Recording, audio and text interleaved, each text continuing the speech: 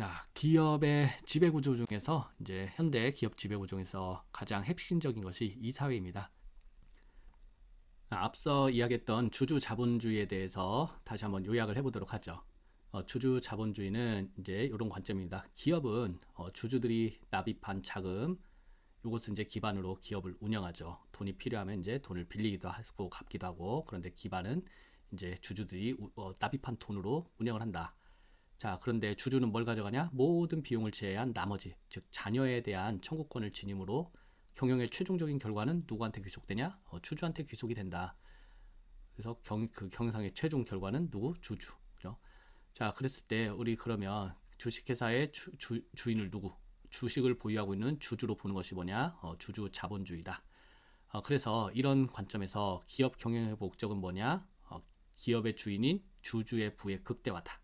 그래서 기업의 목적이 기업의 주인인 주주 부의 극대화니까 어떤 것이 기업 경영의 최고 가치는 뭐냐? 주식의 가치를 높여서 주주들한테 보상을 해주는 것이다.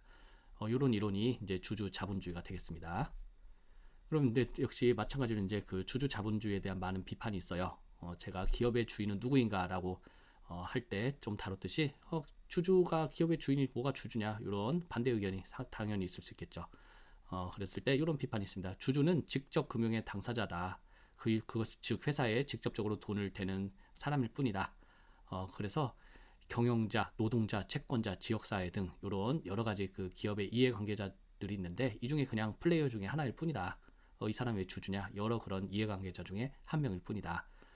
그 다음에 이제 주주들이 바라는 것이 과연 기업의 정말 부의 극대화라고 하는데 정말 바라는 것이 장기적으로 기업이 성장하고 부를 극대화하는 것이냐? 요즘 주주들이 어디 그러냐? 내가 주식 들고 있을 때만 잠깐 올리면 그만이지. 벌떼처럼 그냥 다 떠나버리는데 그죠?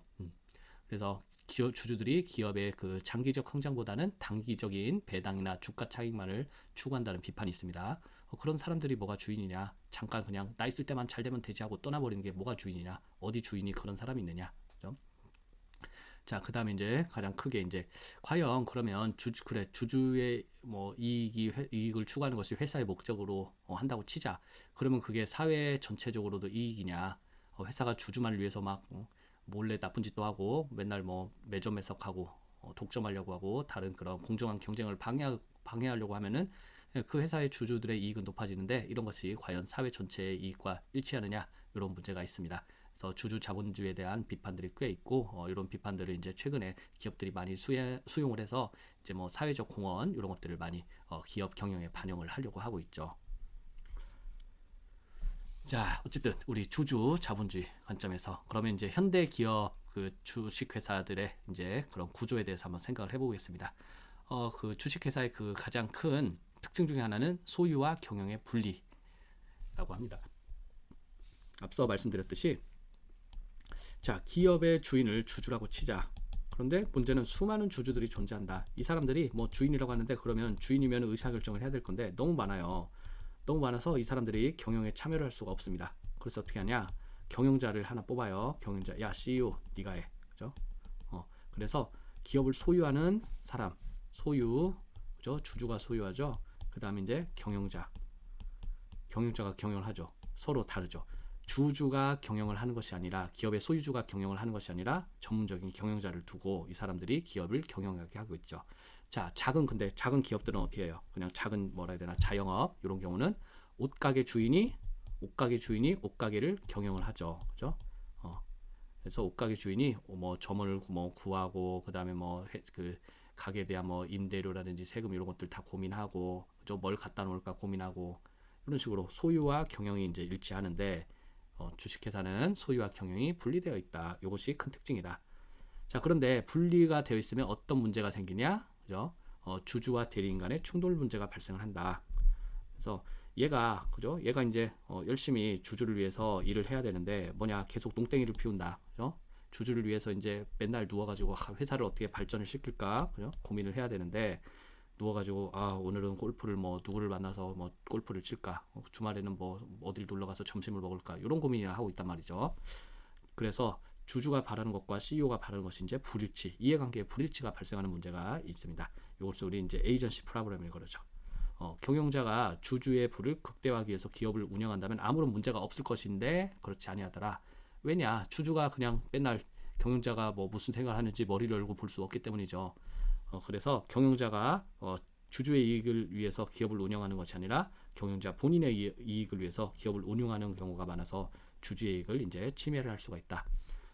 경영자를 시켜놨더니 사무실이 너무 작아서 우리 기업에 주요한 투자자들 오는데 가오가 서지 않습니다. 그래서 사무실을 100평짜리를 한다.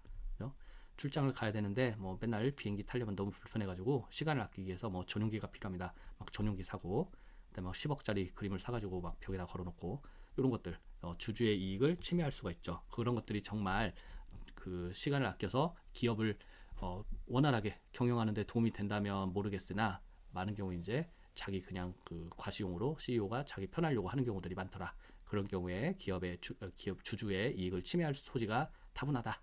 이런 것들을 이제 에이전시 프로블럼, 대리인 문제라고 이야기를 합니다. 자, 그래서 회사는 뭘 두냐? 우리 이사회라는 것을 만듭니다. 이사회라는 것을 만들어서 이사회 니네가 주주를 대신해서 경영자 좀 어떻게 감시 좀 해봐. 왜냐면은 주주들은 맨날 그 경영자를 쫓아다니면서 감시할 수가 없으니까. 그죠? 그래서 이사회라는 것에 대해서 한번 이야기를 해보겠습니다. 자, 이사회는 뭐냐? 기업의 이사라는 사람들이 있어요. 그죠? 이사에 의하여 구성된 기관으로서 회사의 업무 집행에 관한 사항을 결정하는 기관이다. 뭔가 결정하는 기관이다. 자, 그 다음에 법령 및 정관으로서 주주총회의 권한으로 되어 있는 것을 제외한, 그러니까 법률 및 정관에서 이건 주주총회의 권한이다. 이거 외에는 뭐냐? 모두 이사의 결의에 의하여 행하여진다. 이런 것들이 법률 및 정관에 정해놓은 것은 얼마 안 되겠죠. 그래서 아주 중요한 거 일부만 이렇게 주주총회의 권한으로 되어 있고 나머지는 어디? 이사회의 결의로 다 엔간하면 처리가 되게 됩니다. 기업 의사결정에서 대부분은 이사회에서 결정이 된다. 자, 이사회는 뭐 하는 역할이냐? 기업의 전략과 계획을 수립하고 기업의 운영에 관하여 관리, 감독하는 역할을 수행하는 역할을 한다. 하여튼 이사회라는 것이 있고 이사회를 구성하는 사람을 이사라고 하더라. 이렇게 알아주시면 되겠습니다. 자, 이걸 이제 이사회 구성 한번 이제 보도록 하죠. 이제 미국식, 한국도 이제 미국을 많이 따라서 하니까 우리 미국식 이사회 구성을 한번 알아보도록 하겠습니다. 앞서서 얘기했던 거 그냥 종합판이에요.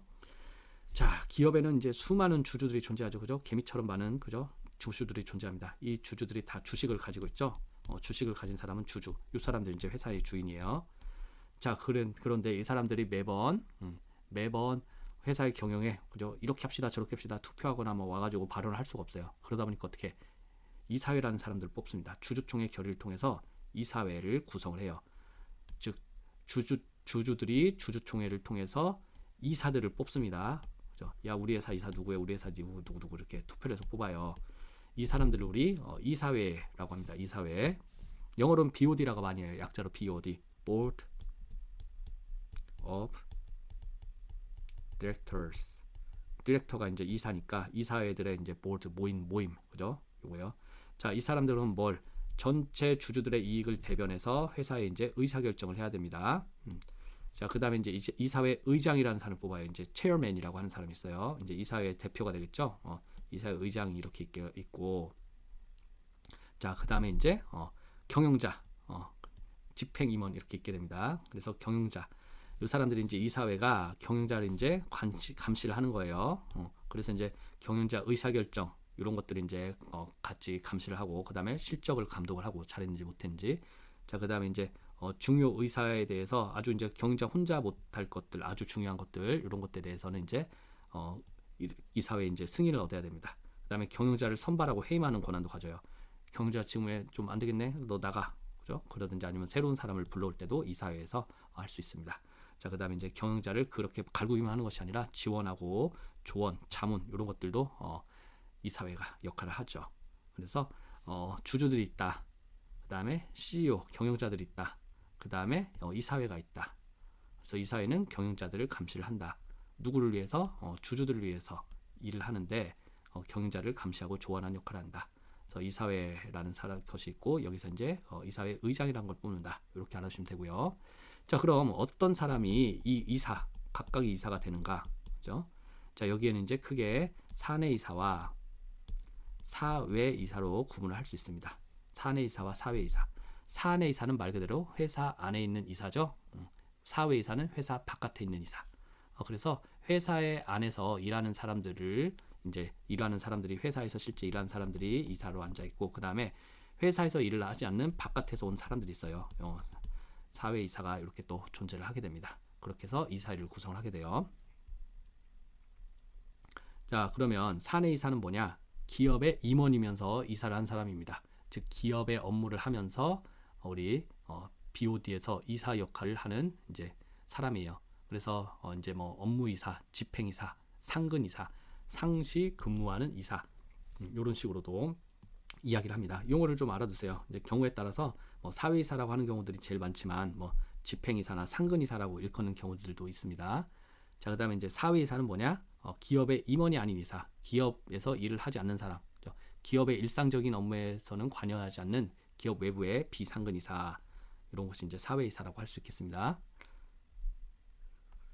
자, 그런데 이제 우리 한국에서 특히나 이제 이런 것들이 이제 헷갈려요. 임원, 이사, 뭐 그래서 전무이사, 상무이사, 회사 이런 직책이 있다 보니까 이게 헷갈립니다. 자, 여기서 말하는 이사, 그 다음에 이제 뭐 임원 이런 것들에 대해서 좀 짚고 넘어가요. 이제 상법에서 정의하는 것이 일반적으로 쓰이는 그 의미와 상당히 다릅니다. 이제 여기서 말하는 이제 이런 것들은 다 이제 상법상 의미예요. 상법상. 자, 상법에서 말하는 임원을 한 뭐냐? 임원. 상법에서 말하는 임원이란 주식회사에서 업무를 집행, 감시, 감독하는 이사회를 구성하는 이사와 감사를 지칭한다. 상법상 임원은 누구? 이사회를 구성하는 이사와 그 다음에 감사를 지칭한다. 여기서는 이제 외부 감사인이 아니라 사내 감사인을 말합니다.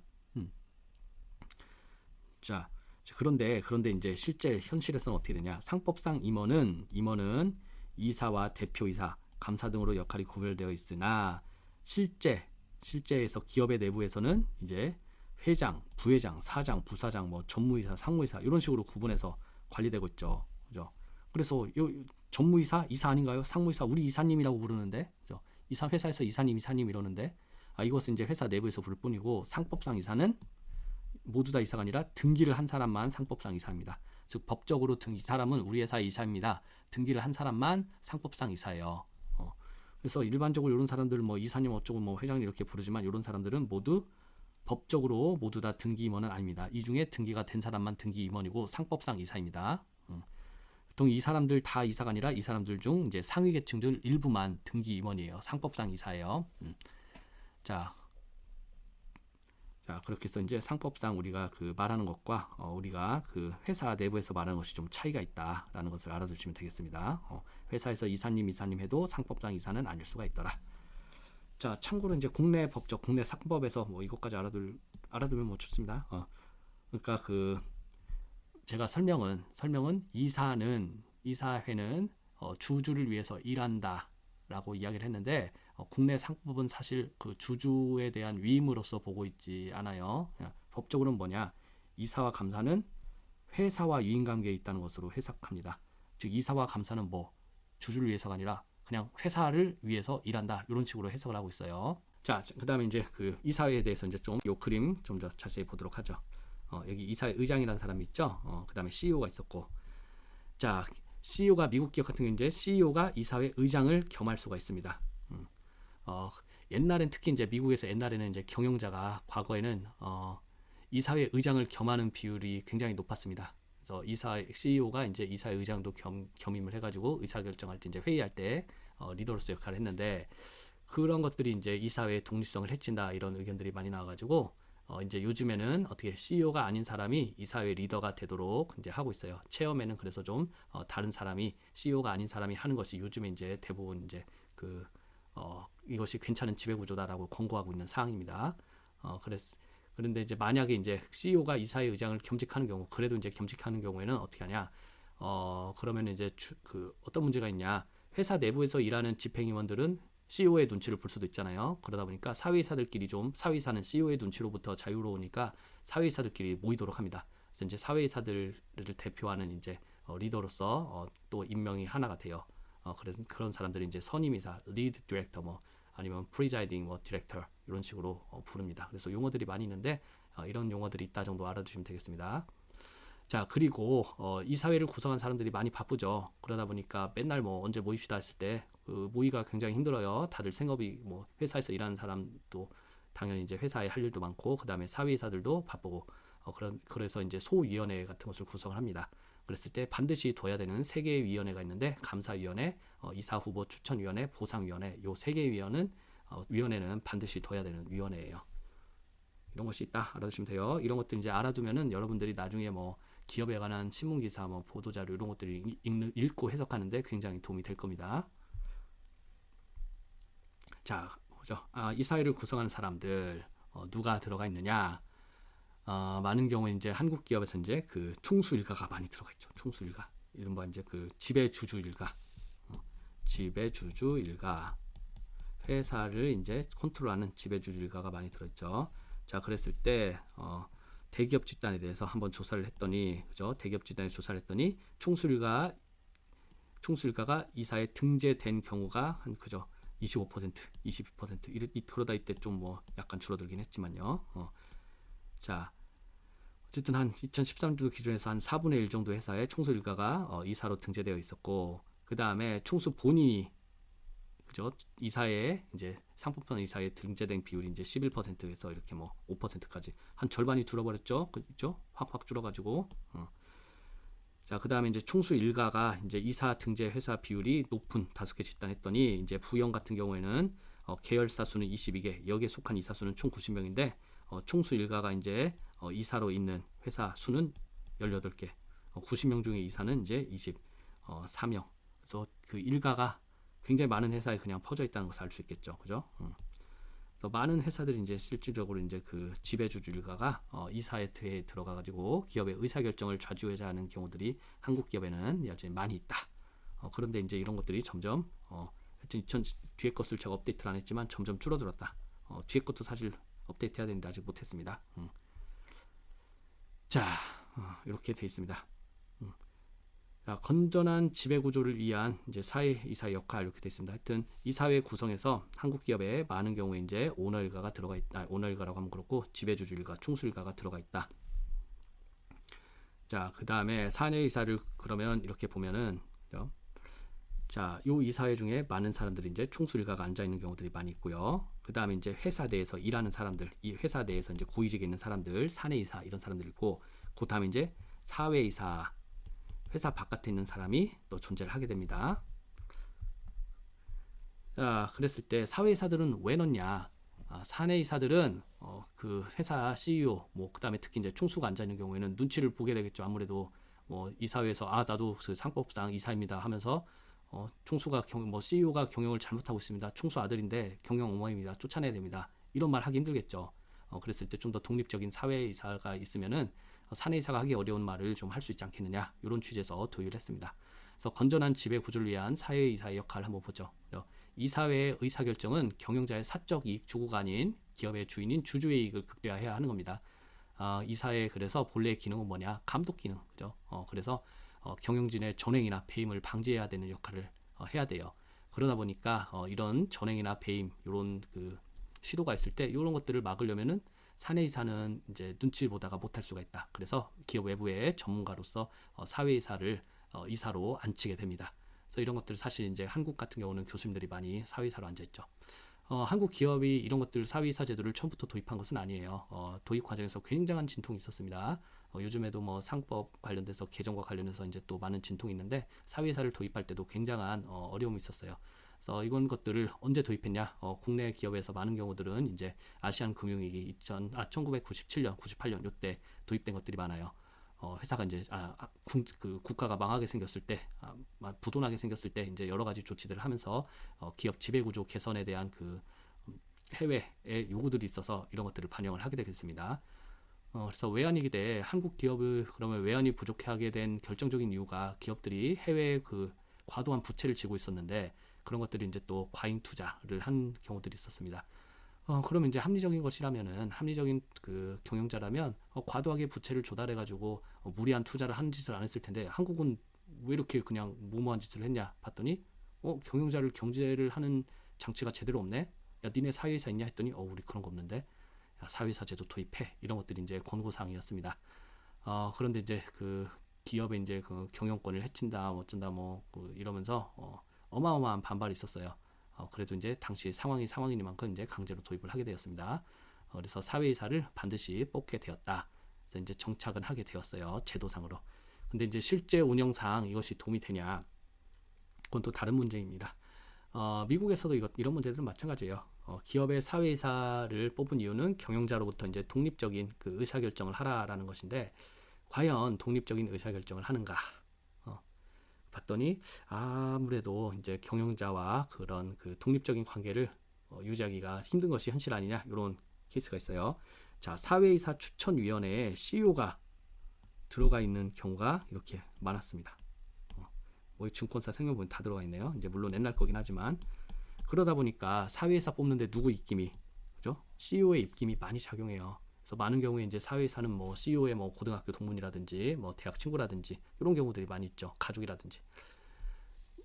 자, 그래서 이런 그 비판이 많이 있습니다. 국내 사회이사들이 제대로 역할을 하냐? 결국 이제 가장 그 회사에서 기업 지배 구조의 핵심은 이제 이사회인데, 이사회에서도 사회이사 역할이 굉장히 중요하다. 그런데 사회이사들이 과연 독립적이고 전문적인 입장에서 의견을 개진을 하냐? 안 하는 것 같다. 그런 비판들이 이제 국내 기업의 이제 큰 지배 구조 문제 중에 하나입니다. 자, 그랬을 때 이제 뭐 조사를 했더니 수많은 이제 대기업들이 이제 이사회를 개최를 해가지고 이제 뭐 안건을 붙이는데, 사회이사 반대로 가결되지 않은 경우는 거의 없었다. 소수점, 그죠? 1%도 안 됐다. 그러다 보면 이게 사회이사 제도가 과연 이제 의미 있는 거냐, 이런 비판이 있습니다. 물론 이런 숫자에 대해서 이거는 이제 표면적일 것일 뿐이고, 사실은 국내의 경우는 통과 안 될 것 같은 경우는 아예 미리 이제 사전을 접촉해가지고 사회이사한테 이런 안건이 있을 건데 어떻게 통과를 뭐 시켜주시겠습니까? 뭐 이런 식으로 하면은 난 도저히 못하겠는데, 그래서 아예 그렇게 부결될 것 같은 경우는 사실은 아예 안건조차 올리지 않아요. 그러다 보니까 이제 가결률이 굉장히 높게 나오는 경향이 있습니다. 그렇긴 하지만 그런 걸 감안해도 지나치게 낮다. 그냥 회사가 하자는 대로 하는 경우들이 사실은 굉장히 많아요. 자, 그럼 독립적이지 않다면 전문적인 역량이라도 가지고 있어야 되는데, 과연 전문적이냐? 미국 기업 같은 경우는 이제 사회이사를 하는 사람이 재계가 거의 4분의 3이 재계예요, 재계. 그러니까 다른 기업에서 임원을 하거나 CEO를 하는 사람이 다른 회사의 사회이사를 하는 경우들이 많이 있습니다. 예를 들어서 구글의 대표적으로 레리 페이지가 아마 애플의 사회이사도 했었을 거고, 하여튼 우리가 아는 그 빅 컴퍼니들이 서로 이제 그 CEO들이 다른 회사 사회이사로 앉아 있는 경우들이 많이 있어요. 그다음에 이제 뭐 관료가 한 10%, 학계는 한 7%, 이 정도로 이렇게 돼 있습니다. 자, 반면 이제 한국은 관료 출신이 35%. 어마어마하죠. 이제 어디 공정위원회 출신 관료라든지 감사원 출신 관료라든지, 아니면 이제 사법계 쪽. 자, 그다음에 학계, 어디 교수님들이 이렇게 많이 앉아 있죠. 한 30몇 %. 그래서 이쪽이 이제 미국, 그다음에 재계는 한 16%. 그죠? 그래서 미국과는 달리 한국은 관료와 학계가 어마어마하게 많이 있다.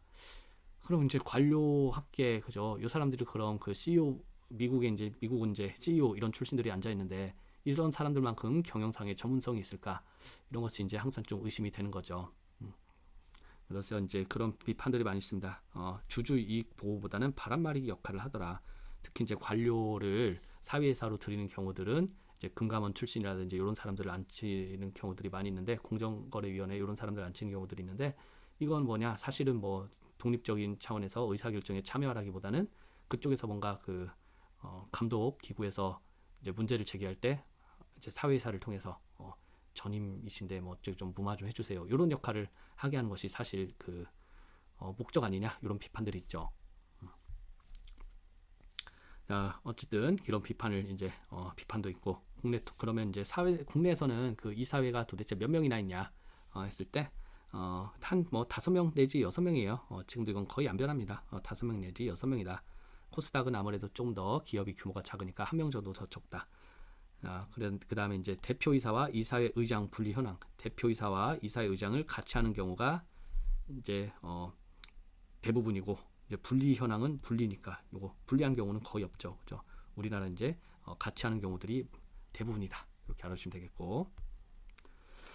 자, 참고로 계속 제가 기업 지배 구조에서 이제 이사회가 핵심적인 영향을 끼친다라고 했는데 이사회가 경영진을 잘 감시해야 됩니다. 그래서 미국 같은 경우에는 이런 이사회가 굉장히 그 무섭고 그래서 항상 신문기사 같은 거에 BOD 많이 나와요. 이사회에서 무슨 결정을 했다. 누구를 뭐 고용하기로 했다. 누구를 쫓아내기로 했다. 이런 식으로 많은 기사들이 나옵니다. 그래서 대표적으로 누구냐? 스티브 잡스가 애플의 설립자죠. 파운더죠. 이 사람이 애플을 설립했는데 중간에 어떤 일이 있었냐? 애플에서 쫓겨났어요. 그래서 이제 스티브 잡스가 광야를 헤매다가 다시 이제 애플로 돌아가서 또 애플을 화려하게 부활을 시켰죠. 당시에 이제 그 존 스컬리가 애플의 CEO였고 존 스컬리는 이제 이 사람도 사실은 스티브 잡스가 데려왔어요. 원래는 이제 펩시 콜라의 CEO였는데 스티브 잡스가 애플을 맡아달라고 이제 자기가 꼬드겨가지고 이제 그 애플의 CEO로 데려오게 되었습니다. 그랬을 때 이제 존 스컬리가 그런데 이제 봤더니 애플의 문제가 뭐냐? 애플이 잘 안 나가는 이유는 보니까 스티브 잡스네. 제가 문제네. 왜냐하면은 스티브 잡스가 성질이 워낙 개팍해가지고 예를 들어서 뭐 그 R&D 팀이 있죠. 자기 휘하에 무슨 전속 부대 같은 걸 만들어요. 그래서 자기 휘하에 있는 그 부대한테 그러니까 회사의 그런 마스터 플랜과는 별개로 자기 뭐라고 그러나 사병이라고 해야 되나요? 그런 걸 만들어가지고 자기 하고 싶은 대로 만들어 하고 다른 그 유능한 직원이 이제 다른 부서에서 일하고 있으면은 자기가 이끌고 있는 팀으로 확 집어넣어버리기도 하고 그 다음에 돌아다니면서 심지어는 다른 팀이 하는 걸 방해까지 하고 이러다 보니까 존 스컬리가 보기에 이거 도저히 안 되겠다. 그래서 잡스를 이제 이사해서 함께 그 모의를 해서 쫓아내게 됩니다. 이런 식으로 실제 그 기업을 세운 사람들조차 쫓아내는 것이 이제 미국 이사회의 파워죠. 그 다음에 이제 한때 그 굉장히 유명했던 그 여성 경영자로서 굉장히 유명했던 칼리 피오리나 HP의 이제 최고 경영자였습니다. 그런데 이제 성과가 예상했던 것보다 기대했던 것보다 좋지 않았던 모양입니다. 그래서 이사회가 이제 해임을 하게 되고, 하여튼 미국 기업은 그냥 허구한 날 뭐 이사회가 누구 CEO를 뭐 쫓아냈다 이런 경우들이 그냥 뉴스들이 질배해요. 그만큼 강력한 권한을 가지고 있고 이런 것들이 이제 미국 기업 지배 구조의 뭐라 해야 되나 경쟁력이라고 할 수 있죠. 그러다 보니까 좀 더 잘하는 CEO가 기업을 경영하게 되고 그만큼 기업의 경쟁력이 높아지게 될 겁니다. 자, 이제 뭐 이것도 참고로 우리가 보상 체계, 내부 지배 구조, 뭐 방만으로 보상 구조가 있었습니다. 그래서 대리인인 경영자가 주주를 위해서 일하게 할 수 있는 방법 중에는 이렇게 감독 감시하고 채찍으로 때리는 방법도 있지만 당근을 주는 방법도 있더라. 어떻게 하냐? 주주한테 좋은 쪽으로 결과가 나오면은 경영자도 좋게 만들면 되는 거 아니냐? 그럼 어떻게 되냐? 주가가 예를 들어서 올라가면은 경영자한테 돈을 더 많이 주는 방안, 그죠? 기업이 이익이 많이 나면 경영자한테 보너스를 주자 이런 겁니다. 이런 식으로 예를 들어서 고정급보다 성과급을 많이 주자, 호봉제보다는 연봉제를 도입을 하자. 이런 것들이죠. 그래서 성과와 보상이 연동되게 하면은 경영자를 매번 그렇게 힘들게 감시하지 않아도 알아서 열심히 할 거 아니냐 이런 거죠. 그래서 보상 구조도 굉장히 기업 지배 구조에서 중요한 역할을 차지합니다. 그래서 주식 부여를 한다거나 아니면 스탁 옵션들을 부여하는 것이 다 경영자가 주주를 위해서 열심히 일을 하게 만들려는 그 노력 중에 하나죠. 근데 뭐 여기에 대한 또 비판이 있어요. 야, 사람이 돈만 가지고 사는 것이 아니다. 야, 옛날에는 현금으로 준 현금 보수가 가장 적절하다고 주장했던 시절도 있었어요. 지금은 성과 기준으로 줘야 된다라고 이제 하고 있어요. 그래서 이제 여기에 대한 이제 그 주식 부여 같은 성과 기준 보상에 대해서 회의적인 시각을 가진 사람들도 있습니다. 봤더니 우리가 뭐 정말 일을 할 놈이 잘하지 뭐 돈 많이 주고 적게 준다고 해서 할 놈이 덜 한다거나 안 할 놈이 하거나 그런 큰 차이는 발생하지 않는다. 이런 회의적인 시각도 존재합니다. 어쨌든 근데 요쪽이 이제 현대에서는 이제 주를 이루죠. 주.